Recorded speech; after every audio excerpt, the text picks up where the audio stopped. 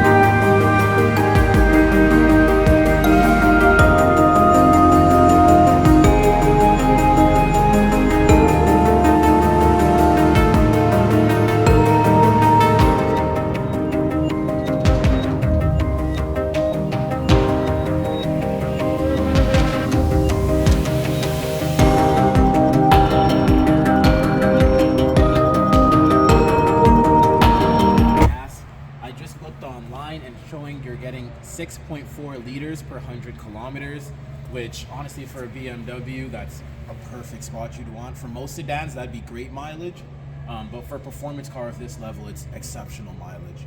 Drive? The X-Drive is all-wheel drive system. So that means you're going to have power not just to your back wheels, but to your front wheels as well. So in any situation in the winter where you have snow on the ground, we're going to be able to have traction throughout any of those kind of bad weather times. We're also running Pirelli tires on it, which, wow, they're good tires on this. That's really awesome to see. We're running Pirellis. I think there's a Centuro. Yeah. These are great wheels. So with these wheels like these, you'll have traction for sure, whether or not you're actually flooring it to get, your good launches or anything like that, or you're just driving as an everyday driver, traction's not going to be a problem. That have like the all-wheel drive. This Audi is another vehicle that has the all-wheel drive, and then we have a Subaru Impreza, but that's sold as well, and it's all-wheel drive. Sedans normally come in front-wheel drive for a lot of them, but on the BMW X-Drive, that's their system for managing it. So like you said, it would be great in the winter, great in rain, anything like that. V1, it's just, it's a trim lower, so it's a 228 as opposed to the 330i. So it'll be just a little bit slower, but still really good pickup. It still sounds amazing. I did a video comparison between the sound of the 228 and the Audi A4. The 228 sounds better. The Audi A4 is a little bit faster, but in terms of sound, the 228 does sound amazing. It's going to be a little bit less pricey than the 330 just because it's a little bit less fast, but in terms of when you're actually in the vehicle, how it feels, you're going to have a really good driver experience.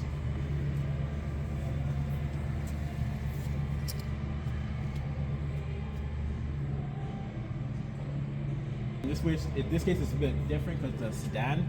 Typically, they go from like the I guess your 2 Series. It'll usually be a coupe, but this one's a sedan. And then your 3 Series is gonna be about the same size in terms of like length and everything, but it's normally a 4-door.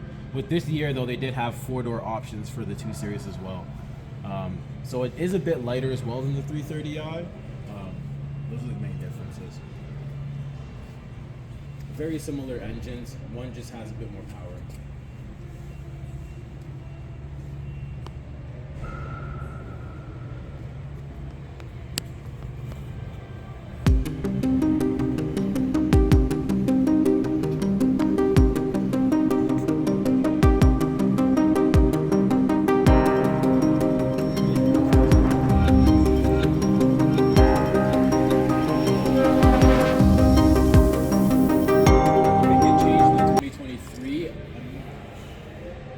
so. I know like they did a bit of a refresh where it's a bit more boxy. I'll double check just for this year, just to make sure. 228, 2023.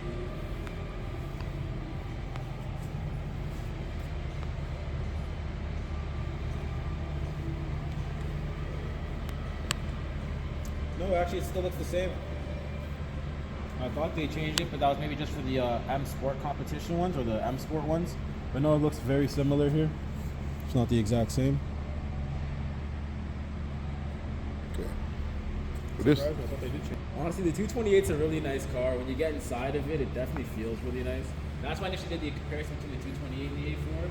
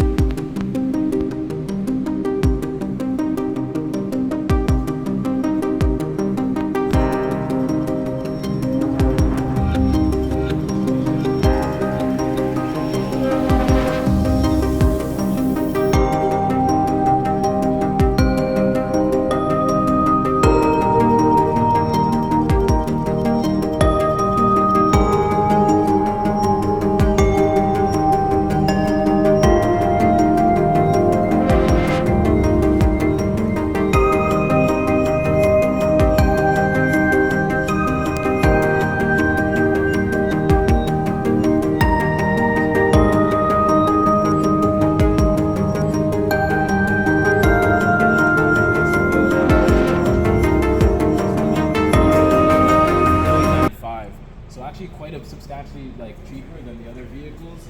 It's still a 2-liter 4-cylinder. I don't believe it's a twin scroll. I can double check that for you. That's in terms of the turbos. But I've driven this vehicle as well. Very smooth, very smooth. Yeah, just for an SUV, great pickup, but very smooth. I will check on the engine specs for you now.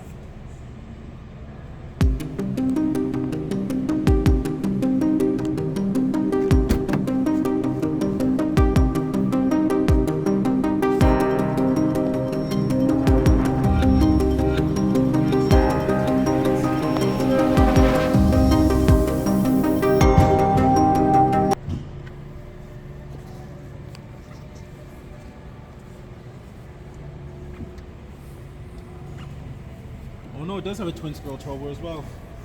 Twin power turbo. So it looks like all three of these vehicles might have a very similar engine with different tunes. I'll double check the specs for that just to make sure. But it says xDrive. It is an X12, like X128i. It's kind of weird to say xDrive 280i.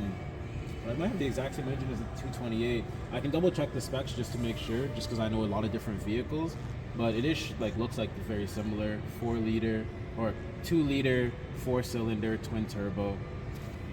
Now that you're recording, the other thing I like to show people now we have the hood open is two things on BMWs that are really nice is the sound dampening. Because these are powerful engines, you want to make sure that when you're going at 100, 120 kilometers on the highway, that you have good dampening so that the inside of the cabin is nice and quiet.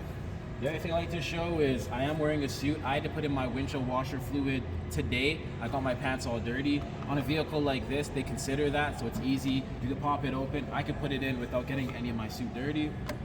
It's two of the things I like to show. Just simple German engineering, but they do consider the driver a lot in these vehicles. Yeah, I can search that up as well just to make sure. I'd imagine it'd be similar to the 228 at 6.4 to 7. But I'll just confirm to make sure there. We'll do a quick Google search here.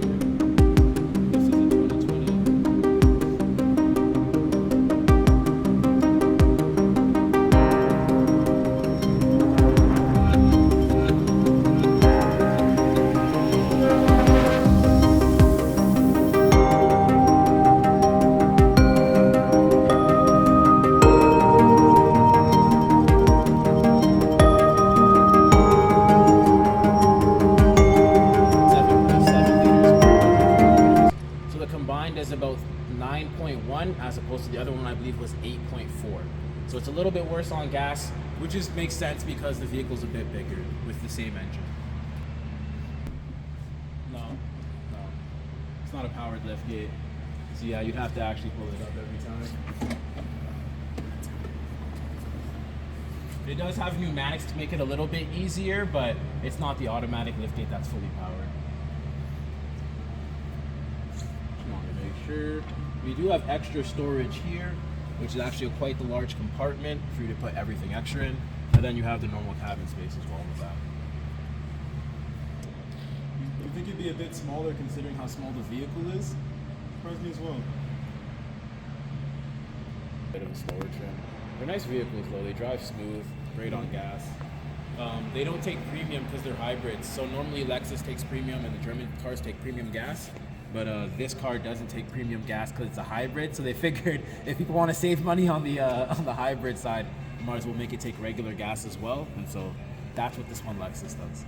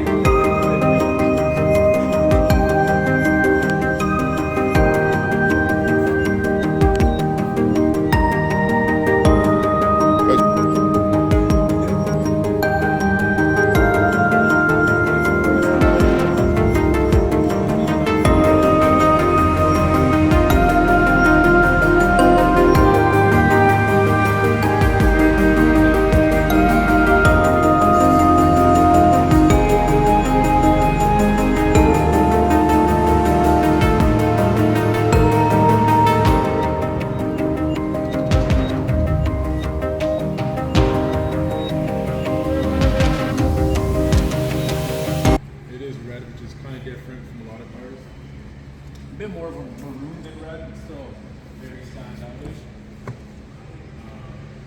I popped the hood, but you can just come straight on into this vehicle to the nice one interior.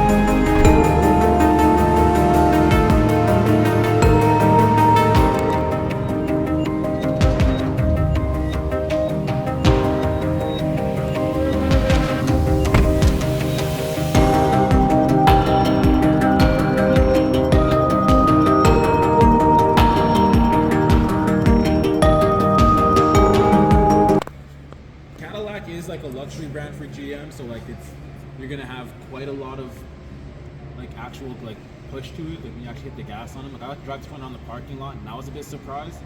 But yeah, in terms of comparing it to a German, you have to sit in both of it to get a feel for it. That's the honest truth. Right now the Q7's big, it has good power to it. It's Audi, so it's smooth. You have all-wheel drive in your Q7. Yeah, I'd say you'd have to drive it in order to compare, because I'm not sure how you would feel about it.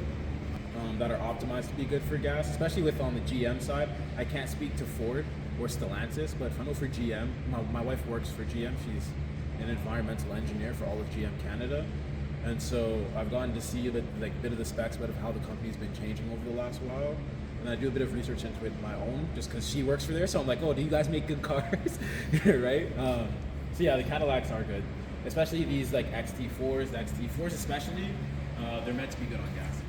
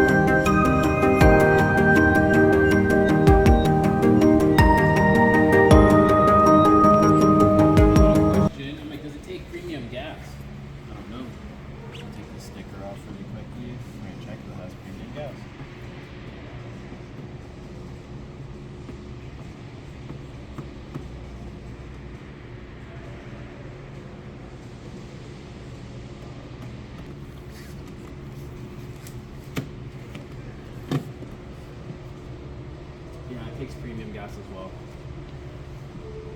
It takes the premium. That's always the way I check, because sometimes I find like the spec sheets are wrong. This will take premium as well, similar to all the other vehicles you've had.